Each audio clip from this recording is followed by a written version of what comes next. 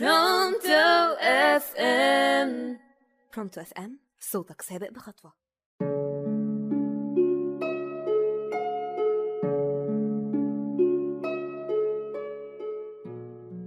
رأى رجلاً أفعى تحترق حتى الموت، فقرر إخراجها من النار، وعندما فعل ذلك عضته فأسقطها من يده من شدة الألم، ولكنها سقطت في النار مرة أخرى. حزن الرجل لذلك وظن أنه السبب في سقوطها في النار، لذا نظر الرجل يمينا ويسارا فوجد عمودا من المعدن، فاستخدمه لإخراج الأفعى من النار، وبذلك تم إنقاذ حياتها. شخص ما كان يشاهد هذا الموقف، فاقترب من الرجل وقال: هذه الأفعى عضتك، لماذا أنقذت حياتها؟ فأجاب الرجل: طبيعة الأفعى هي اللدغة، ولكن هذا لن يغير من طبيعتي، وهي الرحمة والمساعدة. أهلا بكم من جديد وحلقة جديدة من إيمي من أول وجديد. اتق شر من أحسنت إليه، مقولة سمعتها منذ نعومة أظافري، ولكن أدركت الحكمة فيها متأخرا. أدركتها حين جربت شر من أحسنت إليهم، وشعرت بألم لدغتهم، وكيف ماتت الأماني بطيي، وسرقت بلؤمها حسن الظن بسر النوايا، فزرعت بداخلي شك في من نوى الخير، والريبة لمن أحسن، وسوء الظن لمن ود. لا تلومني على شكواي، فقد جربت من أحسنت الظن بهم وأحسنت، فكان الإحسان ذنبا دفعت ثمنه جرح وسال ندما وانهمر دمعا، فانهار ظني بإحسان البشر.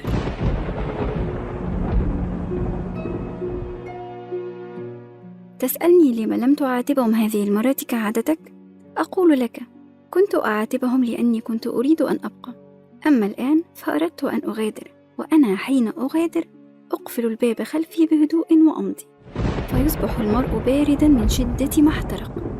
فليس كل بعد تخلي أو غدر، فهناك ابتعاد لأننا استهلكنا طاقتنا مع الكثير دون فائدة، وهناك ابتعاد لأننا خذلنا من أشخاص كان لنا فيهم الثقة والأمان، وهناك ابتعاد لأننا شعرنا ببرودة مشاعرهم وكنا نظن أننا لن نهون.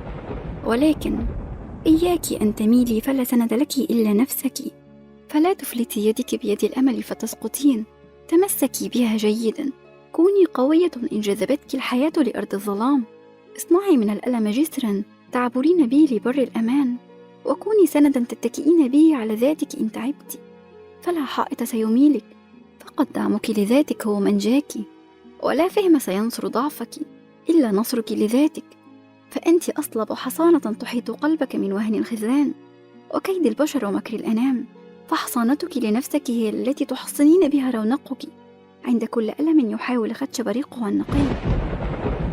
فانهضي، فالحياة لن تمد يدها لتعينك، لذا عليك أن تمسكي بيدك وتتكئي على نفسك، فإن ضعفت أمامها جارت، وإن هزمت بخصامها بغت، فالحياة قاسية ولا ترمم من خذل أمامها.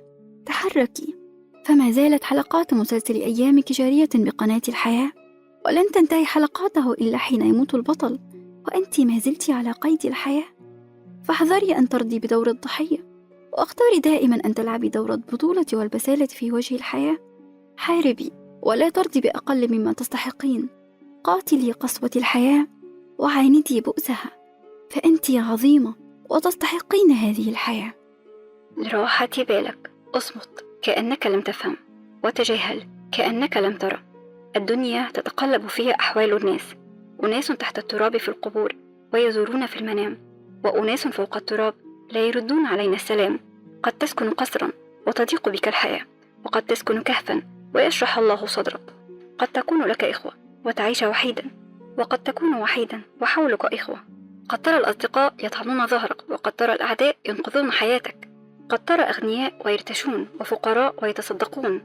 لهذا سماها الله دنيا من الدنو، أي شيء عديم القيمة.